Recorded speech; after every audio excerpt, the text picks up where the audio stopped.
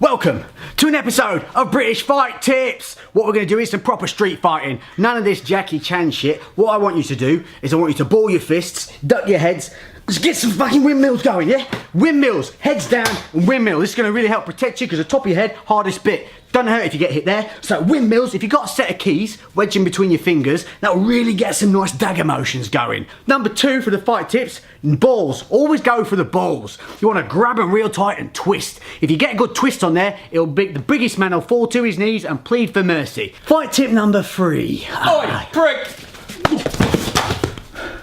I'm gonna show you guys the real fight tips. Come with me.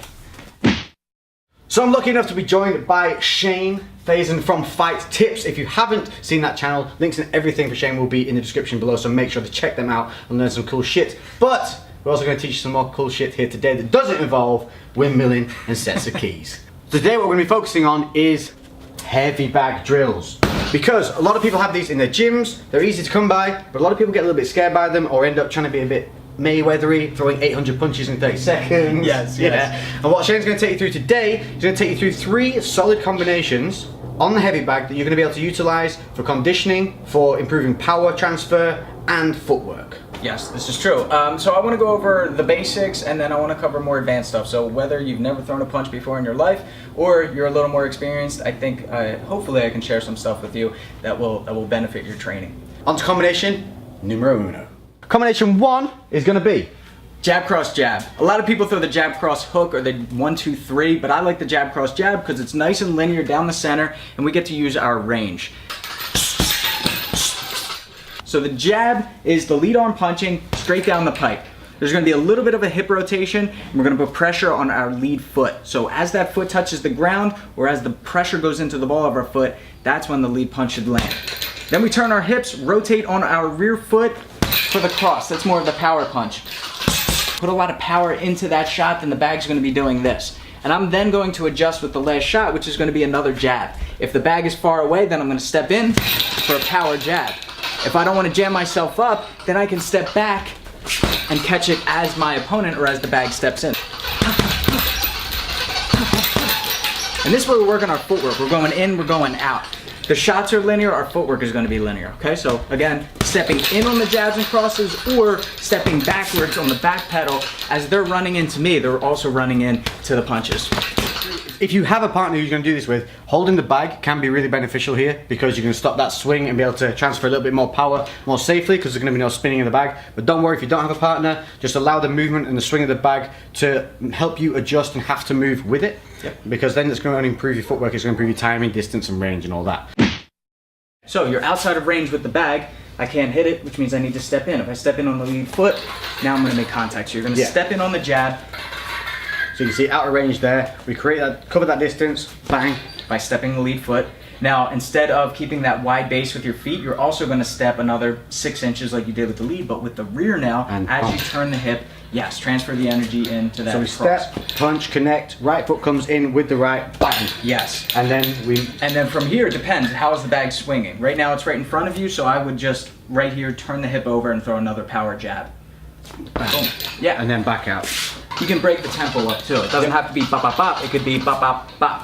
1, 2, 1. 1, 2, 1. One of those things is to not worry too much about constantly having to be, oh shit, I missed that one punch. If those come in fine and then you're off balance, don't worry, reset and just finish with that jab on a later shot. Getting too strict and too robotic is what we don't want here. That's why we're going to use this heavy bag, use the swing or use our body movement to create more good habits. If you misfire, it doesn't matter, carry on, move on. Yeah, you want to keep it realistic to a fight too. If my opponent isn't standing right in front of me and I'm not going to hit him with a punch, why throw it? Right? If I have to take another step in order to land that jab, then I'm going to do that. Or maybe he's throwing something back and I need to slip. Now we're going to start to work in some defense. So maybe it's jab, cross, I slip, I move my head, and then I finish the last shot. So just because you have a set combo doesn't mean you have to throw it bop, bop, bop, sequential in a row. You can break the tempo up, you can add some defense in between, you can add some movement, some footwork to keep it more realistic. On to combination 2. All right, so combo number 2 now, we're gonna go with a cross hook cross. This is your power combo here. So we can lead off with the first combo, which is a jab, cross, jab. And now we're in perfect position for our cross hook cross. So I'm gonna throw the right hand, Now we're gonna throw our hook. So my hips are loaded up. I'm gonna turn my lead foot, lead knee, lead hip, everything's gonna turn at the same time. It should look more like this. Now this is very robotic, this is kind of dramatic, but this is what the motion of your body should be doing. You can see the foot is pivoting on the ball, the knee is turning with it, and the lead hook is going. And in order to do this, I need to keep the weight on my rear foot. And then I'm just gonna finish with another cross. So it's right hand, left hook, right hand. Just before I forget, is when you throw your punches, imagine you're trying to drill your index finger and your middle finger. You're trying to drill it into their head. Obviously, we're not gonna keep our fingers extended, but imagine they still are. I'm drilling it in.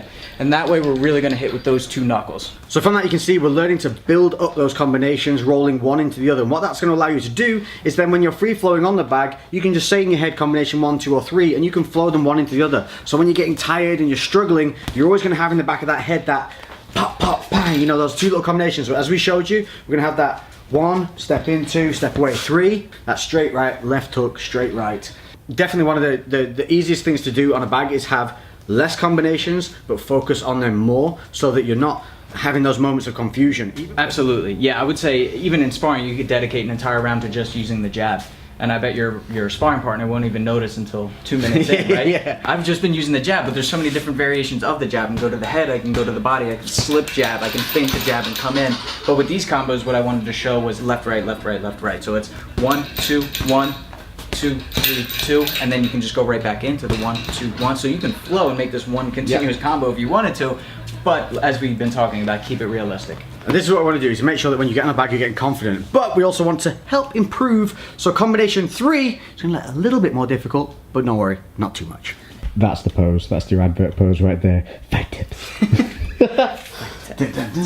So for combination 3, we're going to be coming a little bit lower and we're going to be focusing on taking out some of that body. So if the guy's got a good guard up at top and he's holding up here and you can't break through, we're going to start wanting to work that body. They say you kill the body, you kill the head. People tend to be at range, but then to hit the body, they'll lean forward and come in like this. And what we want to be seeing is a level change. So as you're throwing those other combinations, we want to see that level change and then come in and start ripping the body. So Shane's going to take you through how to hit these kind of uppercut body shots without flexing and messing up the wrist, how to use it on a heavy bag. It's going to be slightly different to if you were sparring or hitting like a water bag maybe. Exactly. But obviously not a lot of people have those, so we're going to show you how to do this safely and effectively. You don't want to hinge so much at the lower back, because if I do that, I'm asking to be uppercut right in the head. So what I want to do instead is lower my level, like Lex was saying, by bending the knees, getting lower. So even just with a jab to the body, I'm not going to punch down because look, now I'm exposed. So instead, I'm going to lower my level and then keep my chin behind my shoulder. It's the same thing when I'm throwing hooks or uppercuts to the body. So the next combo number 3, is going to be a left uppercut or a shovel hook to the body, a right uppercut to the body, and then we're going to stand up and hit them to the head. So the idea here is if we hit them to the body a couple times, they're going to start to drop their hands and protect with their elbows, and you can see that my head is exposed now for that left hook. Let's break it down. What I'm going to do is bring my shoulder towards my opposite knee. Not literally, but that's the path that your body wants to follow. So I'm going to bend my knees, and like a slinky, I'm going to rotate down, bringing my shoulder towards the opposite knee. When I do that, I don't drop my lead hand because now I'm asking to get countered. So I keep this hand up, and now I'm rotated, loaded up for this left hook to the body, and I'm aiming for the spine. So I'm digging into them. I'm not going around, I'm going right through their ribs, aiming for the spine. Now from here, I'm gonna lift this hand up to my head, and I'm gonna rip the other hand to the body. From here, I'm loaded up now. And all I'm gonna do is extend my legs a little bit as I rotate, and I taught you how to throw that hook. So we're gonna put the weight in the rear foot and rotate on the lead foot. Boom. Okay, so all together, it's uppercut, uppercut, hook to the head. And again, we can combine this entire combo, starting with the jab, cross, jab. Jab, cross, hook, cross, lower my level. You can see after I throw that right hand, now I bring the shoulder towards the opposite knee, uppercut, uppercut, left hook. Once again in full. And I can break the tempo up. There you go, one of probably the most in-depth reviews on how to throw 3 simple combinations, but you now have no excuse to be able to head into that gym and confidently take on one of these heavy bags. Different bags are going to have different movements and different swings. If it's a solid heavy bag, they're usually very low and they're full of sand and you hit them and they don't budge. be careful. Wrap up the hands, use some heavier ounce gloves, and make sure that you're protecting yourself, because that's going to have no give. Something like this that swings and have a bit of go to it, has a bit of bend when you hit it, kind of flexes. This you can really start letting rip on, and use this on a continual basis. Exactly, yeah. These are your money makers, so you want to make sure that you're protecting them. Yeah. So there you go. That's everything that you need to focus on a heavyweight bag and get in the gym, get that cardio, start learning to transfer that power, those punches, get your range, get your distance, and then we're going to move on to some more in-depth, kind of full-on MMA style bag works in the next video. So, thanks to Shane, thanks to Fight Tips, which if you didn't know, are for the underdogs. We're out. Lately I've been doing shit different, cooking like a chef, I've been all up in the kitchen. Had to make a move, had to make a little distance. Lot of people tripping, they could never see the vision. Fuck that, tell them bounce.